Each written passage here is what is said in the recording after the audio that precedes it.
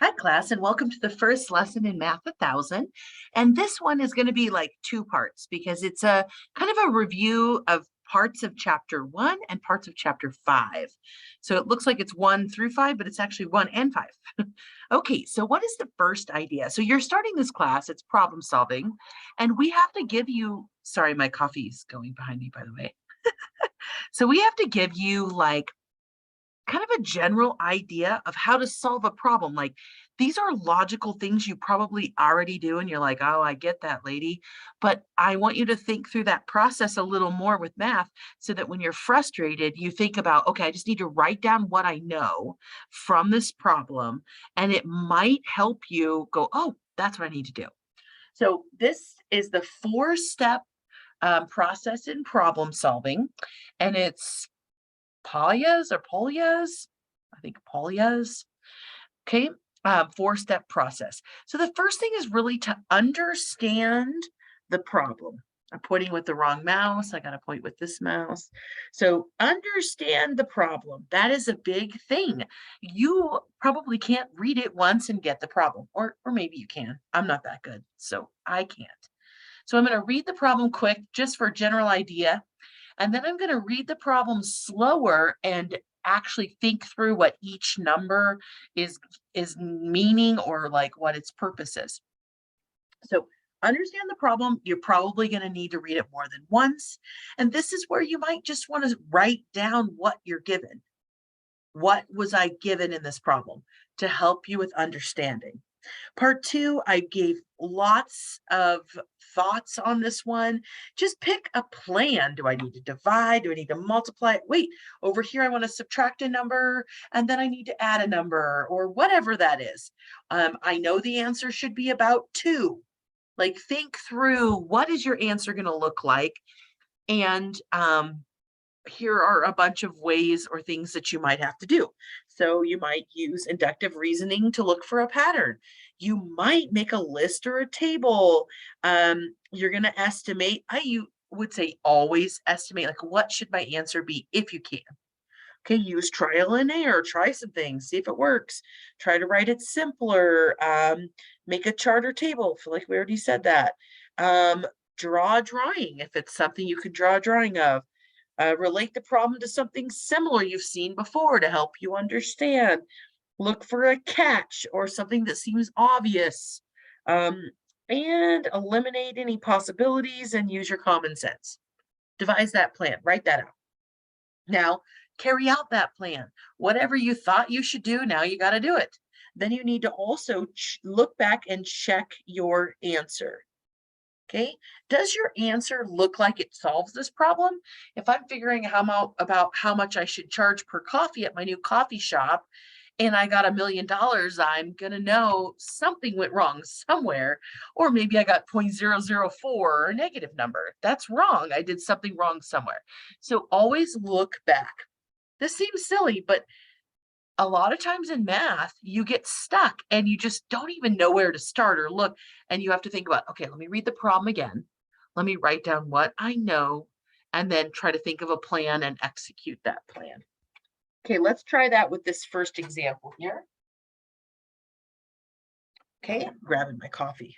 So this first example says, by paying $100 cash up front and the balance of $20 a week, how long will it take me to pay for a $680 new computer? Okay, so maybe I need to read that again, slow. Okay, I'm paying $100 cash up front. So paying that up front, then I'm going to pay $20 each week. So my plan in my head was, well, I get to take the $100 off right away. So I need to subtract that. Then I need to figure out how many 20s is going to be left. See how I did that? I didn't write it down, but I like thought through that. So that's what I'm going to start with my process for doing it is I'm going to take $680 and subtract the 100 to see that I owe 500 and $80 still on that item. So that $580 is what I'm going to pay $20 each week for. So I could do that long division. You could bust out your calculator. Gosh, I keep not wanting to write a 0 there. So 20 goes into 58, 2, 4, not quite 3, right? So 2 times here, and that's 40 with 18 extra. Bring down the 0. 22 goes into 18 9 times with the extra 0. So it's going to be 9 because 9 times 20 is 180, which is no remainder. And this is where the decimal would be. So I get 29 payments. No extra, just a straight 29 payments. So 29 weeks, we would have to pay that. Now you need to look back. Is my answer supposed to be in weeks? Is it supposed to be per month? Like, what are they wanting? So if I wanted about how many months, it'd be a little over 7. So it'd take me 8 months to pay that off. But it doesn't say, so we'll just leave the answer in weeks. Okay, problem 2. Ignore the chart for a second. A man purchased 5 shirts, each at the same discount price. How much did he pay for them?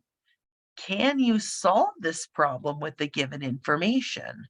So it's like, he purchased 5 shirts at a discount. I don't know what the discount was. I don't know what the original was. So no, you cannot solve this. So some problems you just have to decide like what's missing. If I wanted to know what's missing for this, it would be the price at the discounted price of the shirt, or the original with the discount, right? So we can figure out our own discount, but we need some price somewhere. So we're missing the price. So you might be asked what you're missing, and you might, or sometimes you're given, this one we're given too little, but sometimes you're given extra numbers that don't make sense. Okay, so that's kind of our problem solving approach that this book covers. Okay, the next idea, when you're younger, you would do like times tables and all this mental math and quick. This is something to kind of help with that. And we have a couple things that we look at in that direction. This is just supposed to make math quicker when your problems are longer, because you know those mental math things. If you're not good at mental math, then you can use your calculator. It's just a way to get you better at basic math. So look at this. If a number is divisible by 2, that means 2 divides into it evenly, right? Then the ending digit better be 0, 2, 4, 6, 8. It better be even. Okay, so we can write even in there if you want. If it's divisible by 3, the sum of the digits is 3. So you add up all the digits. If they're divisible by 3, so is the number. So think of the number 18. We know 3 goes into 18. What is 1 plus 8? 9. Does 3 go into 9? Yes. So then we know 3 divides into 18. It's not super helpful with 18, but it would be helpful if it was like, 10-digit number or something. Okay. So for the number 4, if the last 2 digits are divisible by 4, then the whole number is divisible by 4. So I don't find this one super helpful, but if you have a big number, the last 2 digits are divisible by 4, then the whole thing is. So it might be helpful somewhere. Number 5 is going to be dividing into anything that ends in 0 or 5. Pretty easy. 35, 5 divides into it. 105, yep, 5 divides into it. 200, yep, 5 divides into it. Okay, so 6 has a rule that if 2 and 3 worked, so does 6. That's it. That's the rule for 6. Did 2 and 3 work? Okay, yes. Then yes. Otherwise, no. For problem 8, it's the last 3 digits of a number. I don't know if that's even helpful ever, other than maybe less numbers to plug into your calculator. You only have to plug in the last 3. Okay. 9 has the same rule as 3. If you add up the digits and they're divisible by 9, then the whole number is divisible by 9. So that going back to 18, we know 9 times 2 is 18, but if we're just looking at 18, does 9 go into it? 1 plus 8 is 9. and 9 goes into 9, so 9 goes into 18. So we can add the sum of the digits. Okay, and then 10, if it ends in 0, divisible by 10. 12, if it ends in a or if 3 and 4 here worked, then 12 works. So then the ones that aren't real helpful is probably 12, 8, and 4. But we're going to look at them anyway. Okay, so here's an example of a huge number. Is this divisible by 2? Yes. And then here's another one where it shows adding the digits for the 3. And these are all just examples. Let's look at this number here. 6,944. Which of the above goes into that? So we'll look at the first one. Is it even? Does 2 go in? Yes, it's even, so 2 works. Okay, then let's check 3. So for 3, we're going to have to go 6 plus 9 plus 4 plus 4. So 6 and 9, 15, 16, 17, 18, 19, 21, 22, 23, 23. Right? So that is definitely not going to work, right, for our 3. 3 goes into 24, goes into 21, but not 23. So 3 doesn't work. What about 4? We look at the last 2 digits, 44. 44, that one was pretty good. We know 4 goes into 44, 4 times 11. So that one worked out. 5, does 5 go in? No, it doesn't end in 0 or 5. So no.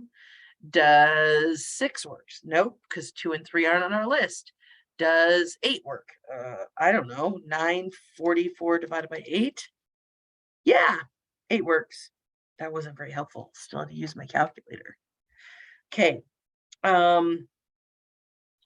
Okay, looking at the 23 that the digits added up to, 9 doesn't go into 23, so 9 doesn't work. 10 doesn't end in 0, so 10 doesn't work. And 12, are 3 and 4 on the list? Nope. So these are the 3 numbers that divide into 6,944 evenly. Can you check them on a calculator? Probably. But that is using divisibility rules. Okay. All right. Is something prime or composite? I'm sorry, this page thing came up. It was just a Word document going into Notability, kind of came through a little bit weird, but how do we know if a number is prime or composite? Well, prime numbers are very ugly. They're like not divisible by anything. So like, I don't know. No, why can't I think of 57? No, 57's prime, not prime. Gosh, now I can't even think of any. 2's prime, 3's prime. So look at the actual list here of what they do, a formal definition. Prime is a number only divisible by 1 in itself, where composite is divisible by 1 and something else. So the number 2 is prime because it's only divisible by 2 and 1. The number 3 is prime because it's only divisible by 3 and 1. So there's quite a few. 7 is prime, 11 is prime, 13 is prime, 17 is prime, 19 is prime, 23, 29, you get the point. Like they're always odd, except 2, and they are only divisible by 1 in itself. One thing to note is the number 1 doesn't meet either category, because 1 it doesn't meet the composite because it's only divisible by 1 in itself. There's no itself. So 1 isn't considered prime or composite. Okay. All right. So 27.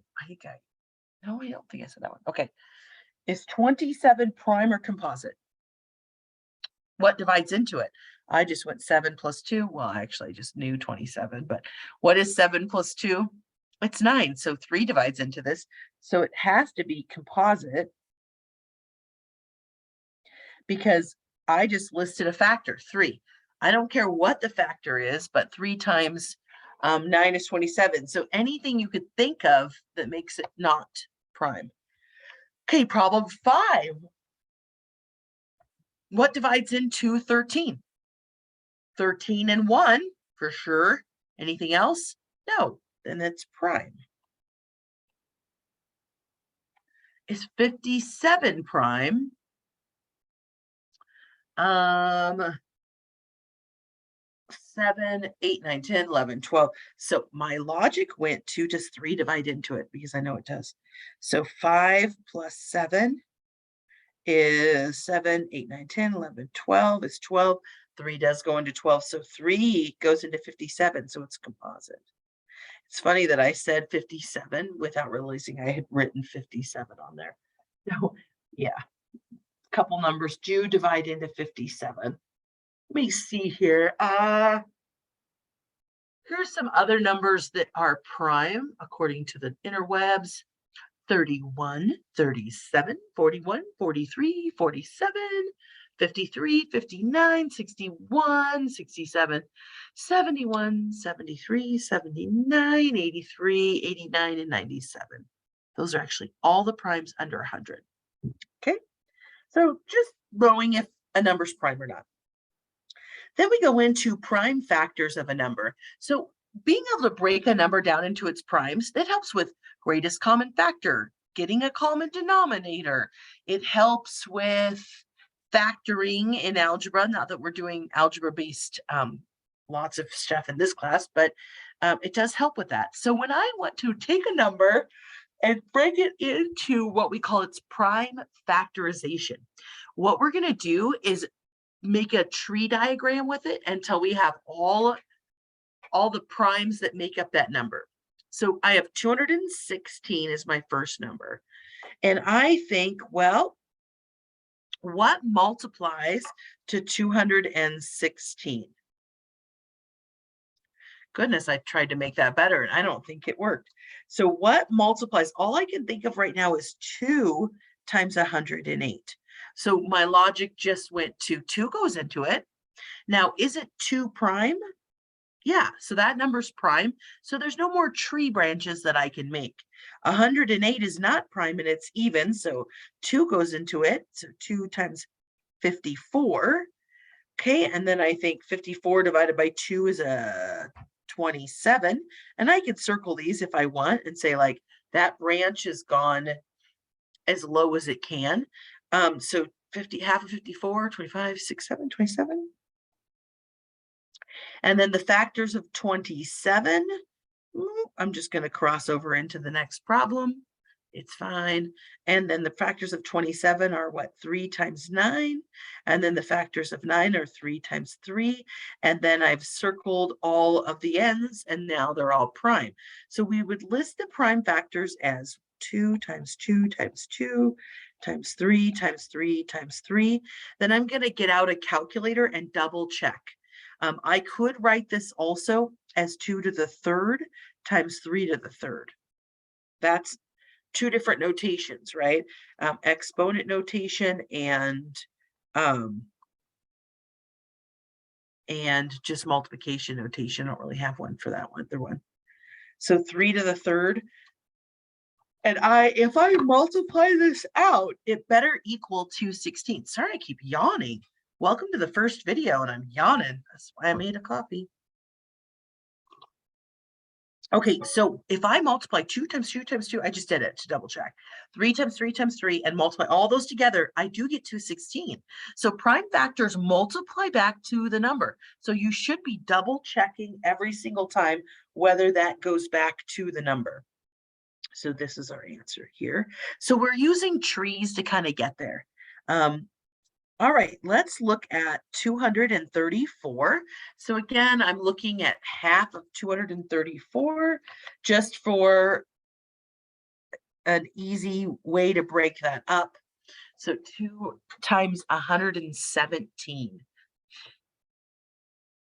So I automatically go, it's not even, so 2 doesn't go in, right? And then I automatically go to the 3 rule. The 3 rule says 7 plus 1 plus 1, so 7, 8, 9.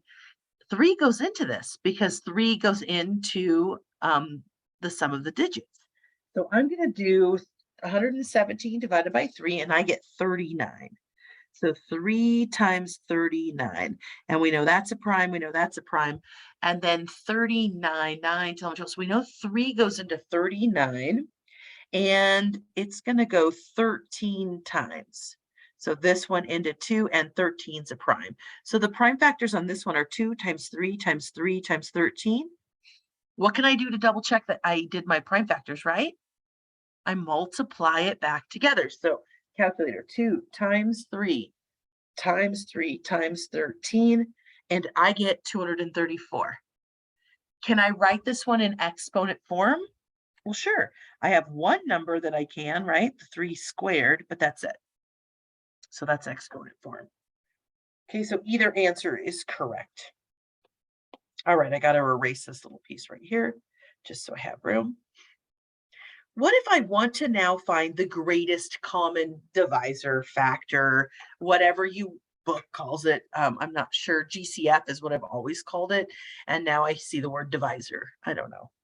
Okay, it is the largest number that divides into both numbers evenly.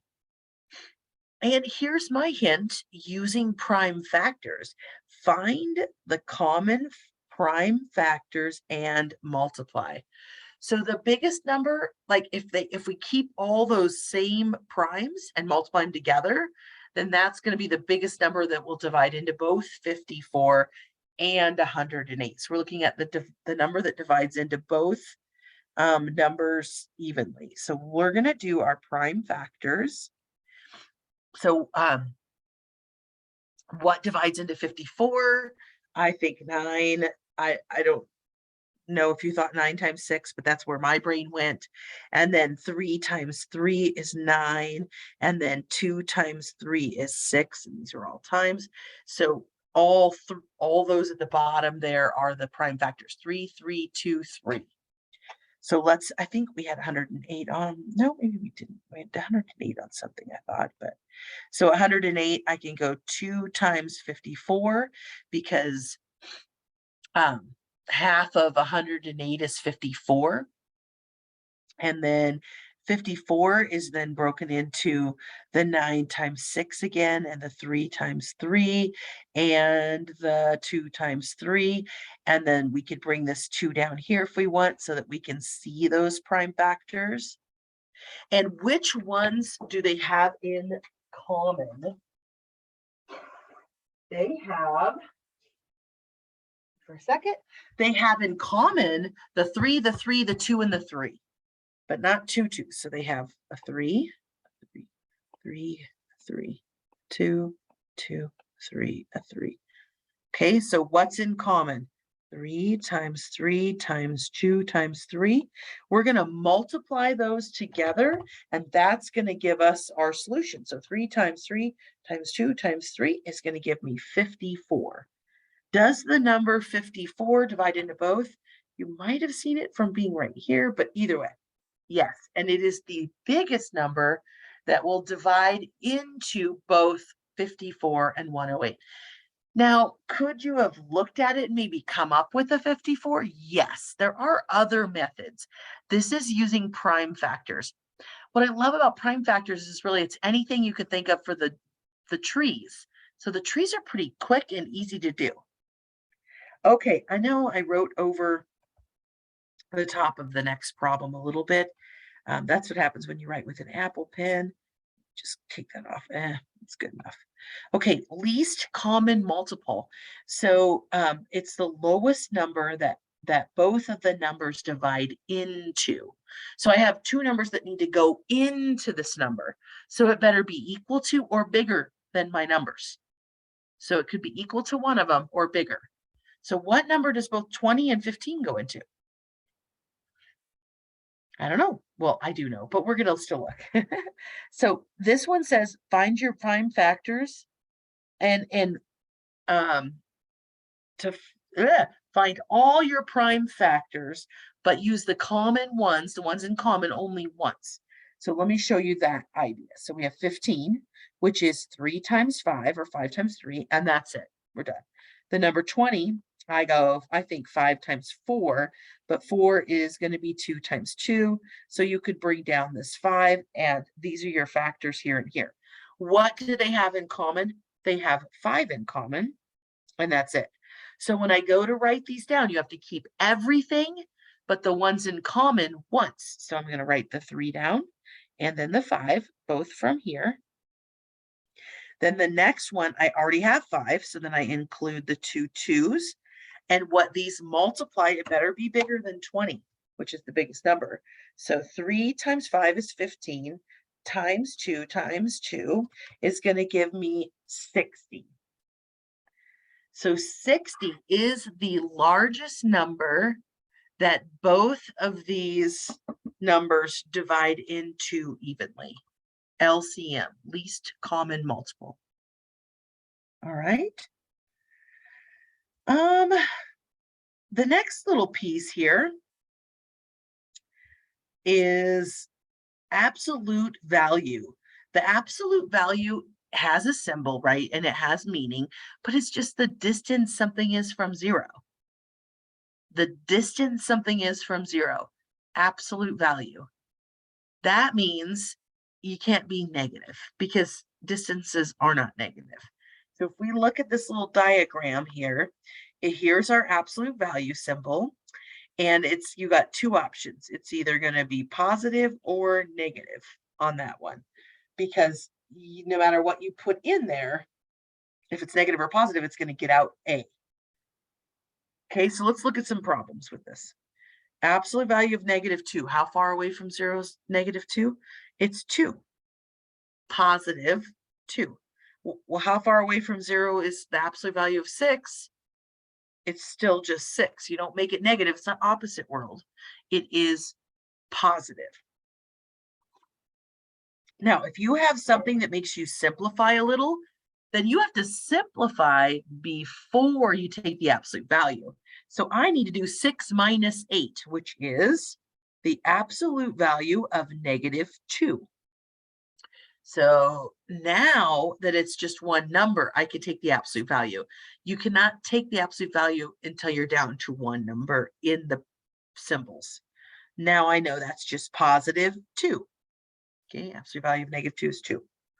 So you might see some absolute values in some of your problems. It's definitely in some formulas, just to keep it positive. Okay. I can't remember if I want to do, I'm going to go ahead and do integers, and then we're going to stop for part 1. Okay, add, subtract, multiply, and divide. So we call them integers. That's just our teachery name, right? Just means I'm including negatives in my add, subtract, multiply, and divide.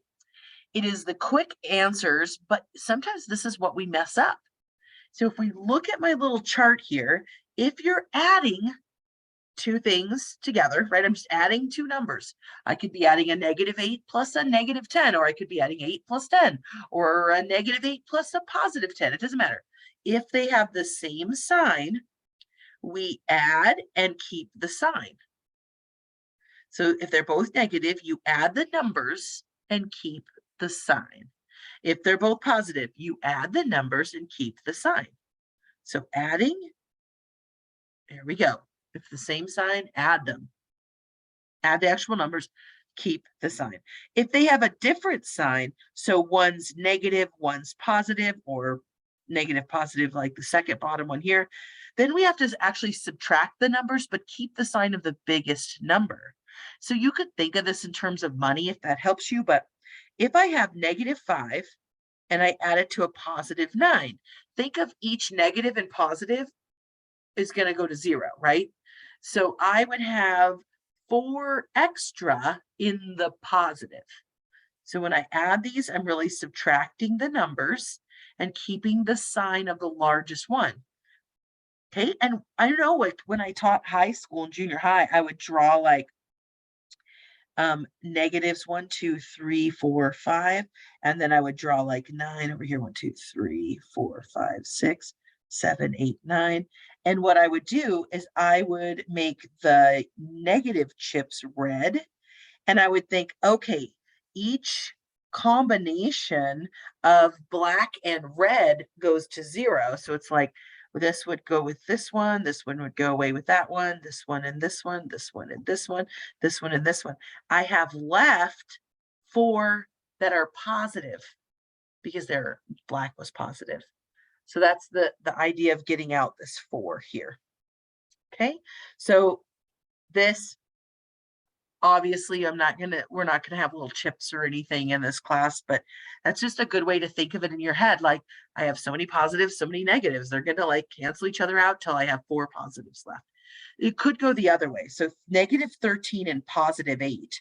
So I have way more negative ones. So my answer better be negative. So 8 of them will cancel with 8 of these, and I'm left with negative 5. It's 13 minus 8 is 5. And keep the sign of the larger. I'm left with negative 5. And I could draw that one out too if I wanted, but I don't know that you need me to. Okay, so for subtracting, there's a couple ways your teacher in the past could have taught you. The way that I do is I change each negative sign to a positive and then change the sign of the next thing and follow my addition rules. So if I started with something like this, I have a negative 3 and I'm minusing off a positive 4. I would change this sign and then change this sign. Basically, you're moving the minus over to the 4, okay? And then I would rewrite it like this. It's like, it's still a negative 3. The first number's not changing, but I'm going to make this a plus and that a negative so that it looks like this. And I can go, oh, they're the same sign and they combine to make a negative 7. Oops, the answer's not on there. So it makes negative 7. Okay, and then this one here, the second one, I would change the sign here and the sign here. So it's that double negative in a row becomes a positive. Here's why. And so then we still have 4 extra that are positive. So this would be 4. Must have cut it off when it moved over. See, 1 sip of coffee, I'm no longer yawning. All right, maybe that was 2 sips. If we multiply and divide with negatives, we're looking here, right? So same sign is just positive. Opposite signs is negative. That's it. So anytime we multiply and divide with fractions or negatives, it's just easier. Add, subtracting is always a lot harder, a lot more rules. All right, so let's bust through some of these problems. So problem 13 here. What is 8 minus a negative 8? Well, we're going to change both of those signs, and it's just 8 plus 8, or positive 16. Double negative makes a positive. Okay, 14. You owe me $9, and now you borrowed 2 more, right? How much more do you owe me? They're both negative, so I'm going to rewrite it. It's a negative 9 plus the negative 2 if you want. You might be able to see it. And then that would give me, add them, and I get 11, so it's negative 11. Think about it, you're in the whole 9, and then you have to add 2 more in the whole. So whether you need to rewrite it or not is totally up to you. Question 15, what if I have 9 and I subtract off 18? Then I'm going to have left, you could rewrite this like this, plus the negative 18, if that helps you. So you think, okay, the 18 is negative, it's definitely bigger. So the solution is negative, and you subtract to get the 9. So I had 9 more negatives when I combine those together. For 16, this one you don't really need to change much. One's negative, one's positive. So we subtract them, we get 2, and we want it to stay positive because the bigger number was positive. 17, they're both negative, adding them together. And so same sign, you add the numbers. So 6, 7, 8, so it's negative 8. It's like I'm in the hole $2. Now I'm in the hole 6 more. So I'm in the whole total of 8. All right. I didn't have any multiplication and division ones. So maybe I did, they didn't show up. Let me see if they aren't down here. Okay, I'll just add my own. Does it start at 18? All right, well, we'll just call this whatever I want. Problem 1 again. So what if I have negative 12 divided by 2? So I have written as a fraction. It could be written with a division symbol, either way. So negative 12 divided by 2, it has one negative sign, so the answer will be negative, and 12 divided by 2 gets me 6. So negative 6. What if I would have had 6 divided by 2 and they're both negative? Okay, what would be the solution? It would have to be positive because, excuse me, a negative divided by a negative is a positive. So 6 divided by 2 is 3, and you're going to get a positive 3. And then what if we had some timesing? So maybe I have negative 10 times 2. One's negative, one's positive. So we're going to times the actual numbers, and then we're going to keep the negative because it has an odd number of negatives. So what if we had negative 2 times negative 2 times negative 2?